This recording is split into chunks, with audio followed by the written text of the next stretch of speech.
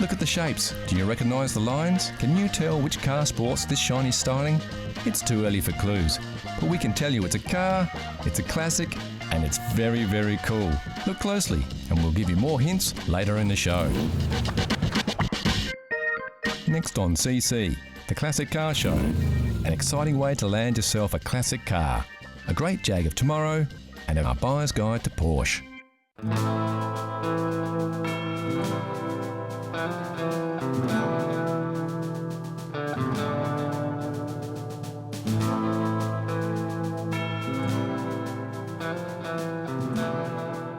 When you're hunting for a classic car, there are a few ways to go. Classics are categorised into 3 classifications that describe the condition of the vehicle. There's original cars, restore cars, and barn finds. Original cars are vehicles that have been driven over their lifetime and are still likely to be on the road today. They have not been resprayed or restored and can sometimes have non-factory modifications made to them over time. The classic version is the little old lady who drove it to church on Sundays.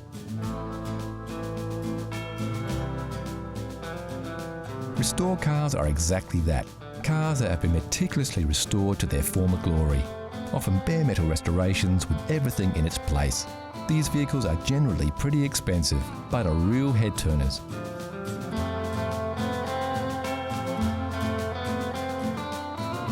There is, however, a much more exciting way to land yourself a classic car. Much like hunting for treasure, you can keep an eye out when travelling in the country for the elusive barn find. But what is a barn find?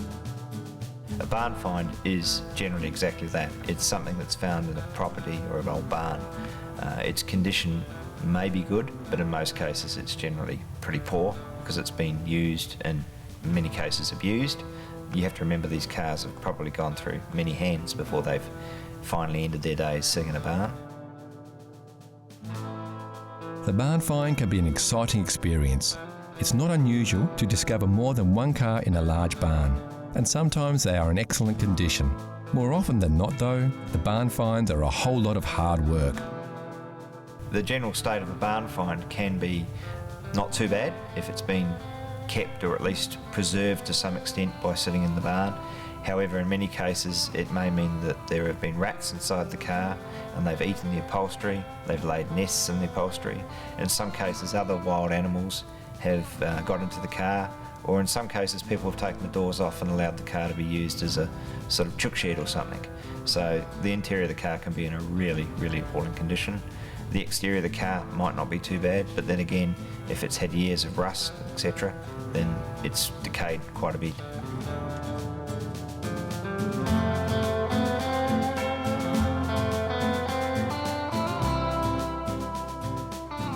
So it all sounds like a lot of hard work. Surely it would be better to get hold of a running classic and restore it from there. Well, not always. The advantage of finding a barn find is in many cases you will get an unmolested car, hopefully, in which case it has all its what's known as jewellery, which is all the chrome work, etc., still with the vehicle. Obviously, the most desirable barn finds are those cars that are considered to be very desirable, like Bugattis or Rolls-Royce, etc. And in some cases, people do find them in barns. In some cases, people have opened a barn and literally found a car that is very, very desirable.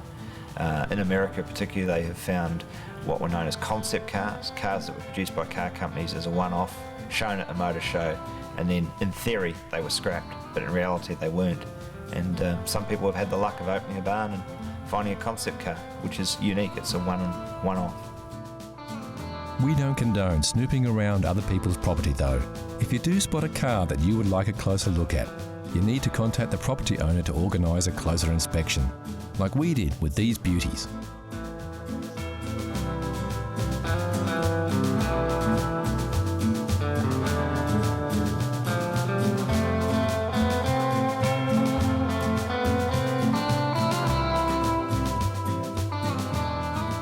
Classic car fans will always be searching for those elusive treasure moments, but they don't come along often.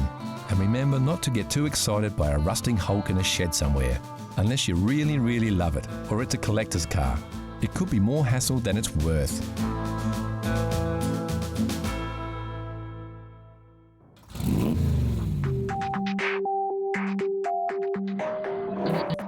Today's classic of tomorrow is from a British car maker with an enviable list of true classic cars under its belt. Only a handful of cars are recognisable in an instant, like classic Jaguars, with their sleek lines and bold, distinct styling. As we move through the evolution of any manufacturer, we see a convergence of design ideas. The selection of sports cars on offer was once an eclectic mix of unique cars. Now sometimes it can be hard to tell them apart. This is the Jaguar XKR. In the grand tradition of high-powered performance Jaguars, it's a supercharged 5-litre V8 that packs quite a punch. Designed by Ian Callum, the man behind the styling of the Aston Martin Vantage.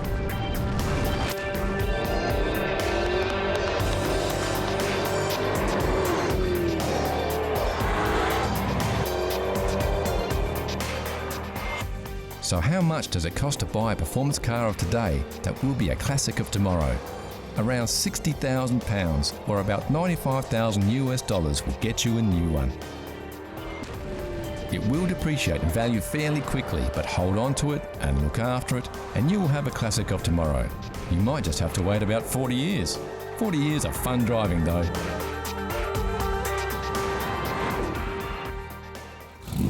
So you've always dreamed of owning a Formula One race car, tearing around the track at 200 miles an hour. But maybe you just don't have the millions to spare. So it's time to look for something a little more practical that will still fuel your high-octane dream, like a Porsche 911. Yeah.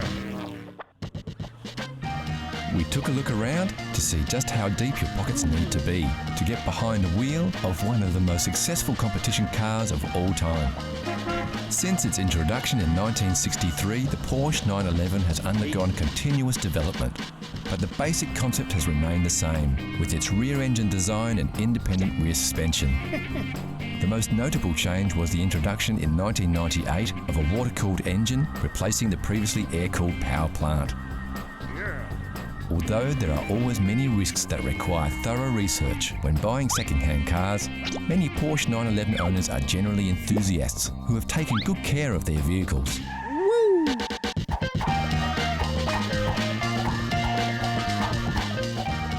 We went shopping for the 1969 model, like this slick black speedster, for around $30,000 or £18,000. Another option was a 1970s 2.2 litre at just under $43,000 or £26,000.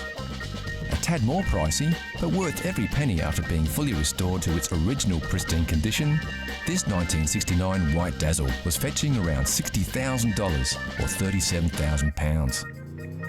With so many of these elegant beauties available throughout the market, you'll be sure to find that thrill ride you've been looking for without costing you the earth. So how well did you go with your first peek? How well did you know your chrome? Here's a quick update. Did you guess it right away, or are you still pondering? Take a look at these shots. We're showing you a little more of the car here, so you should be able to pick it. The answer is coming soon.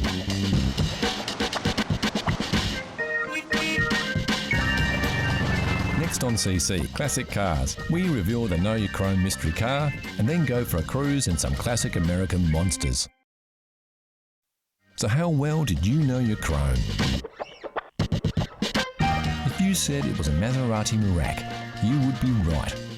Introduced in 1972, the V6 Maserati Merak was a cheaper, lighter and less powerful version of the Maserati Bora.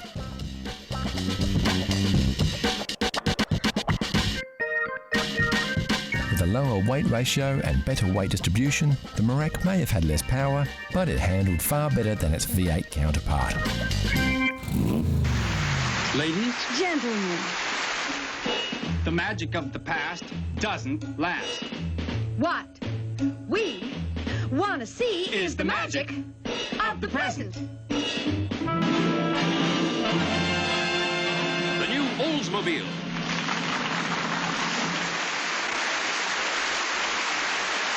You will be enchanted by its comfort and power. In this car, you feel like everything's coming up roses.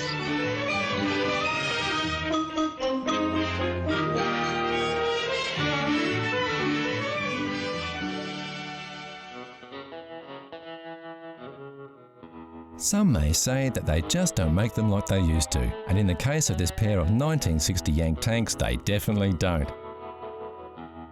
Oldsmobiles were produced from 1949 until 1999 as a division of General Motors, and from 1950 to 1974, the 88 was the division's top-selling line.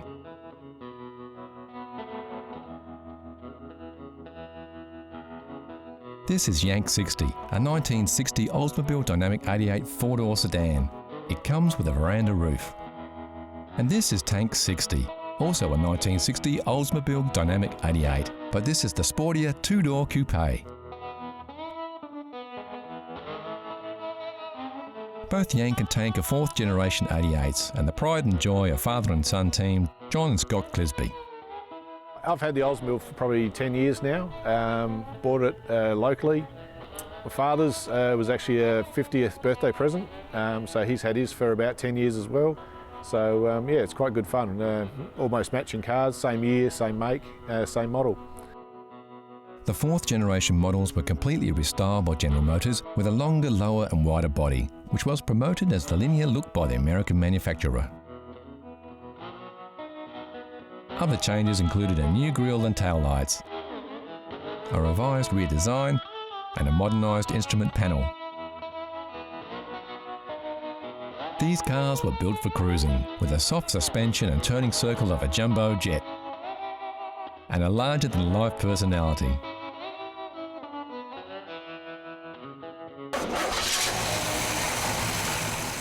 Under the hood, both these beauties are powered by the same 371 cubic inch rocket V8 that was carried over from the 57-58 models and came as standard on all Dynamic 88s of the year. While many cars of the time feature bigger and sharper fins and tons of chrome, the 4th generation 88s featured a more subdued look with subtle oval fins and much less chrome.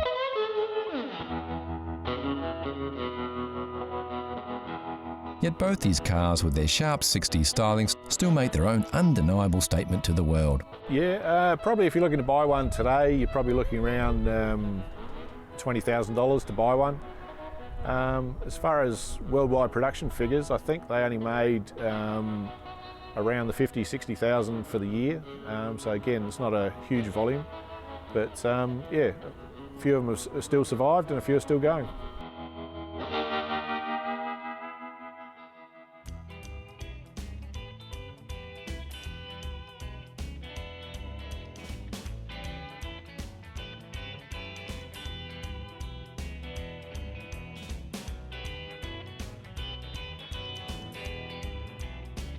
The driving experience is great and they're so easy to handle, with power steering that makes these giants surprisingly responsive. They're also very comfortable, with a 6-way power seat that adjusts your driving position backwards, forwards, up or down, a feature not fitted as standard on many modern cars. For a 1960 car, it's got power seats. It's a pillarless car, which means you can wind down the windows and have no door pillars. They come with an electronic eye, which is a headlight sensor gadget, gizmo from the 60s. And yeah, it's a large V8, automatic, very comfy to ride around in, very drivable car.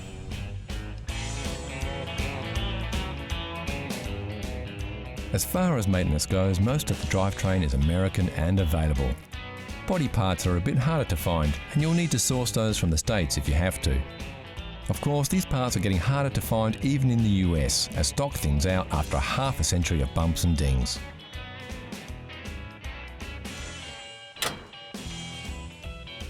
General tuning and maintenance is pretty straightforward though, and you should be able to get most components over the internet or even locally.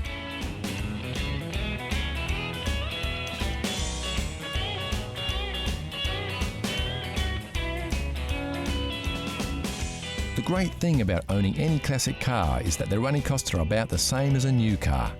Yep, they sure don't make them like they used to, but at least, with a few classics still doing the rounds, the good news is that they don't have to. So what does Scott think is the best thing about being the owner of an Oldsmobile Dynamic 88? Oh, it's just a cool car to cruise around in. You know, you get lots of looks, people always stopping, asking questions about it, and yeah, it was just a classic car that you know, if I look after it, it's one of the few cars I'll actually appreciate over time and become more and more collectible.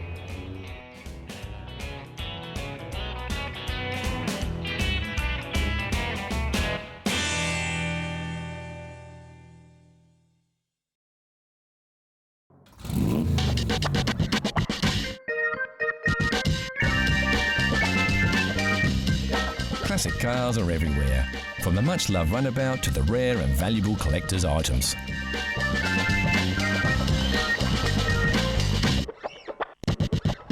One thing we all agree, there's nothing better than a classic, like this stunning Jaguar sports car that was once owned by Hollywood tough guy Steve McQueen, or this Rover P6, voted the very first European Car of the Year.